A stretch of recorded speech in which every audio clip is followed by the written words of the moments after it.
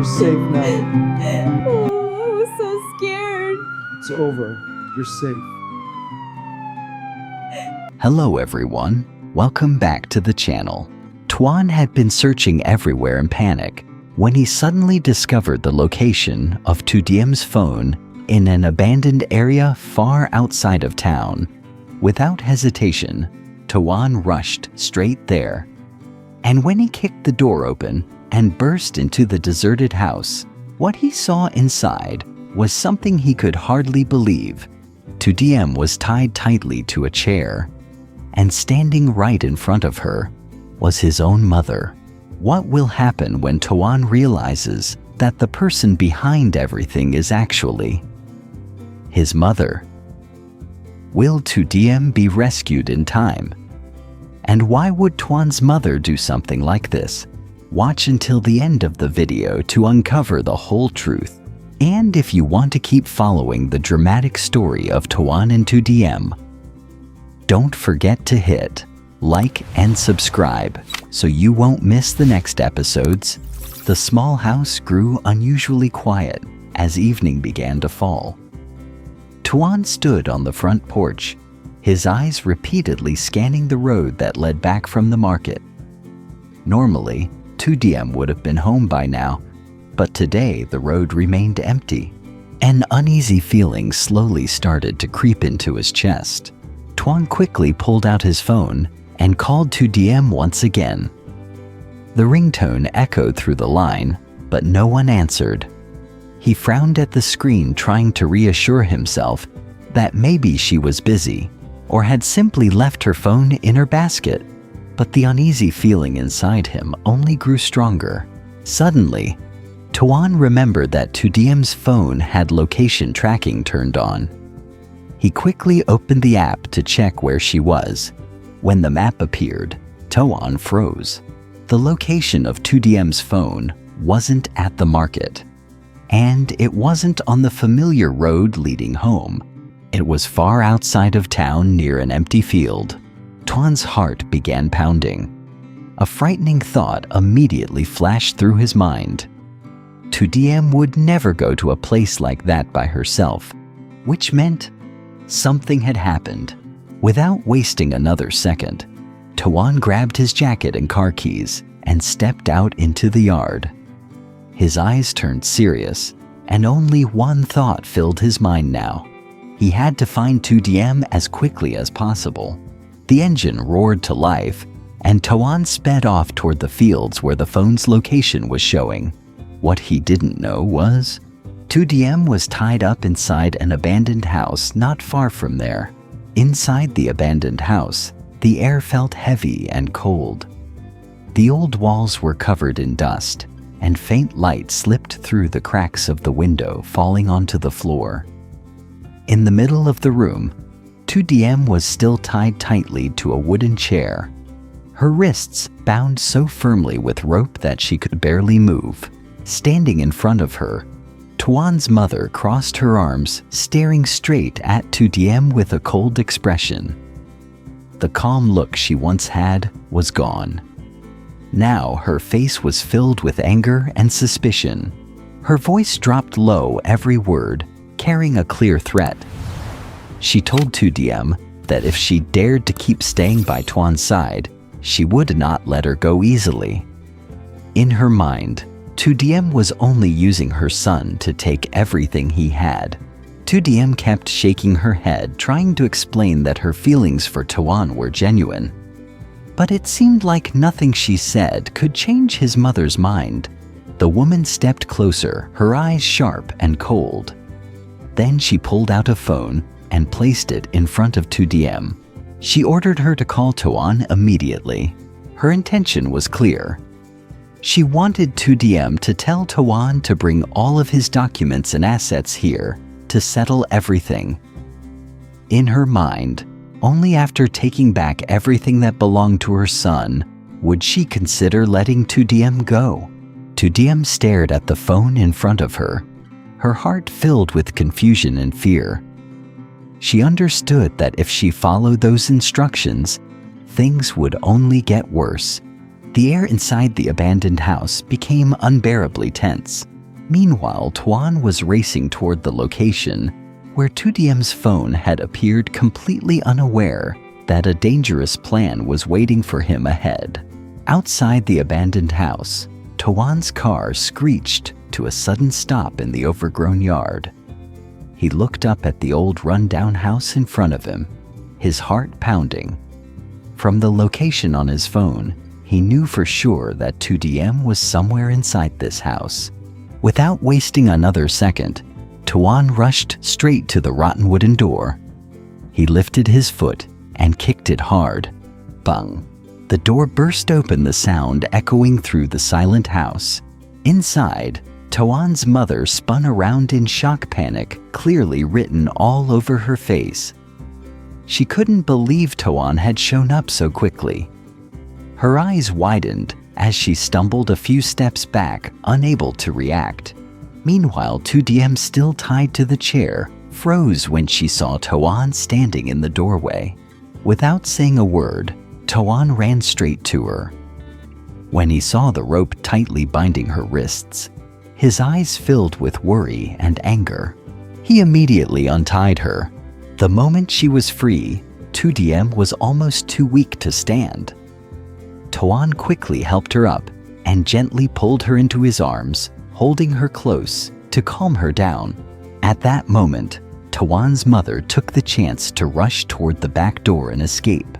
Toan saw her, but he didn't chase after her, because before coming here, he had already called the police and reported the location of this abandoned house. Right now, the only thing that mattered to him was that Diem was safe. Toan held Diem tightly in his arms. His voice was low but firm as he told her everything was over now. He had come for her, and he wouldn't let anyone hurt her again. Outside the abandoned house, the sound of police sirens seemed to be getting closer. Toan held Diem tightly in his arms as the distant sound of police sirens slowly grew louder outside the abandoned house. For a moment, neither of them spoke. He could feel her body trembling against his chest, her breathing uneven from fear and exhaustion. "It's okay. It's okay," Toan said softly, one hand gently resting on the back of her head. "I'm here now. Nothing is going to happen to you anymore." Diem's fingers slowly tightened around the front of his jacket, as if she was afraid he might disappear if she let go. Her voice came out weak and shaky. "Toan, I thought I wasn't going to see you again." Hearing those words made his chest tighten. He pulled back slightly just to look at her face. Her hair was messy, her cheeks pale, and there were faint marks on her wrists where the rope had been tied too tightly. His eyes filled with concern. "You're safe now," he said again, more firmly this time. "I promise you, I'm not letting anyone hurt you." For a moment, Diem tried to stay strong, but the fear she had been holding in for so long finally broke through. Tears slowly ran down her cheeks. "I was so scared," she whispered. "Your mother. She said terrible things. She said she would ruin my life if I didn't leave you." Toan gently wiped the tears from her face with his thumb. "Hey, look at me," he said quietly. She slowly lifted her eyes. "You didn't do anything wrong," he continued. "None of this is your fault." Diem shook her head slightly. "But she hates me," she said. "She thinks I'm using you." Toan let out a long breath and looked down for a second before speaking again. "My mom has always been protective of me," he said. "Sometimes too protective. But what she did today, that crossed a line." His voice remained calm, but there was a firmness in it that Diem had rarely heard before. "No matter what anyone says," he continued, "I know who you are. I know the kind of person you are. And I know you've never taken advantage of me." Diem looked at him in silence, searching his face as if she wanted to make sure he truly meant every word. "You really believe that?" she asked quietly. Toan nodded without hesitation. "Of course I do." He gently held her hands in his, careful not to hurt her sore wrists. "You've always been honest with me. You've always been there for me when I needed you. That's what matters." Diem took a deep breath. The panic that had filled her chest earlier was slowly beginning to fade. "I didn't call you because I was afraid she would hurt you," she said. "She told me to make you bring all your documents and property here." Toan gave a small, reassuring smile. "I figured something like that might happen." "You did?" "Yeah," he said. "That's why I called the police before I came." Diem's eyes widened slightly. "You called them already?" He nodded. "I couldn't take the risk. The moment I saw your location in a place like this, I knew something was wrong." For the first time since he arrived, Diem let out a small breath that almost sounded like a laugh. "You always think ahead," she said softly. Toan shrugged a little. "Only when it comes to protecting you." Those words made her eyes fill with tears again, but this time they were different. The fear that had overwhelmed her earlier was slowly being replaced with relief. She leaned her head against his shoulder. "Thank you for coming," she whispered. Toan gently wrapped his arms around her again. "I would always come," he replied. "No matter where you are." The sirens outside were now much closer. Through the broken windows of the abandoned house, flashing red and blue lights began reflecting faintly across the dusty walls. But inside the room, time seemed to slow. For several seconds, they simply stayed there, holding on to each other. "You must have been terrified," Toan said quietly. Diem nodded against his shoulder. "When she first brought me here, I didn't understand what was happening," she said. "She kept saying I was pretending to love you just for your money." Toan frowned. "She really believes that?" Diem continued. "No matter what I said, she wouldn't listen." His jaw tightened slightly, but he kept his voice calm. "You don't need to prove anything to her," he said. "But she's your mother," Diem replied. Toan looked down at her. "Yes, she is," he said slowly. "And I respect her. But that doesn't mean she gets to control my life or hurt the person I care about." Diem was quiet for a moment. "You care about me that much?" she asked. Toan smiled gently. "I think I've shown that pretty clearly today."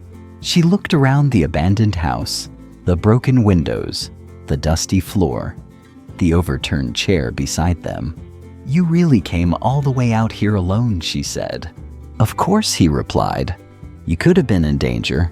Toan shook his head. "Not more danger than you were in." Diem lowered her eyes. "I never wanted to cause problems between you and your family." Toan gently lifted her chin so she would look at him again. "You didn't cause this," he said firmly. "This situation was created by fear and misunderstanding." Diem studied his expression carefully. "Are you sure?" "Yes," he said. "And when everything settles down, I'll talk to her. But right now, the only thing that matters is that you're safe." At that moment, the sound of police cars stopping outside became clear. Doors slammed. Voices echoed in the distance. "Police!" someone shouted from outside the house. Toan glanced toward the door and then back at Diem. "See," he said gently. "Everything is under control." She nodded slowly.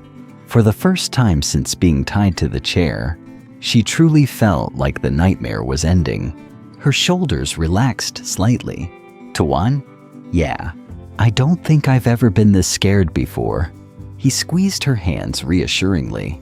"You don't have to be scared anymore. What if your mother still tries to separate us?" Toan thought about it for a moment. "Then we deal with it together," he said. "Together, always." The word hung in the air between them. Diem took a deep breath. "I'm glad you found me," she said. Toan smiled softly. "I told you, I always will."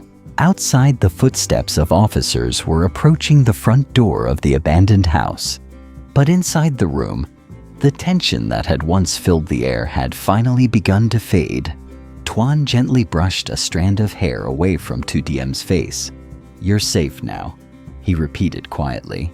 And this time, she believed him. His jaw tightened slightly, but he kept his voice calm. "You don't need to prove anything to her," he said. "But she's your mother," Diem replied. Toan looked down at her. "Yes, she is," he said slowly. "And I respect her. But that doesn't mean she gets to control my life or hurt the person I care about." Diem was quiet for a moment. "You care about me that much?" she asked. Toan smiled gently. "I think I've shown that pretty clearly today." She looked around the abandoned house, the broken windows, the dusty floor, the overturned chair beside them. "You really came all the way out here alone," she said. "Of course," he replied. "You could have been in danger." Toan shook his head. "Not more danger than you were in." Diem lowered her eyes. "I never wanted to cause problems between you and your family." Toan gently lifted her chin so she would look at him again. "You didn't cause this," he said firmly. "This situation was created by fear and misunderstanding." Diem studied his expression carefully. "Are you sure?" "Yes," he said. "And when everything settles down, I'll talk to her. But right now, the only thing that matters is that you're safe." At that moment, the sound of police cars stopping outside became clear. Doors slammed. Voices echoed in the distance. "Police!" someone shouted from outside the house. Toan glanced toward the door and then back at Diem. "See," he said gently. "Everything is under control." She nodded slowly. For the first time since being tied to the chair, she truly felt like the nightmare was ending. Her shoulders relaxed slightly. "Toan? Yeah. I don't think I've ever been this scared before." He squeezed her hands reassuringly. "You don't have to be scared anymore. What if your mother still tries to separate us?" Toan thought about it for a moment. "Then we deal with it together," he said. "Together, always." The word hung in the air between them. Diem took a deep breath. "I'm glad you found me," she said. Toan smiled softly. "I told you, I always will."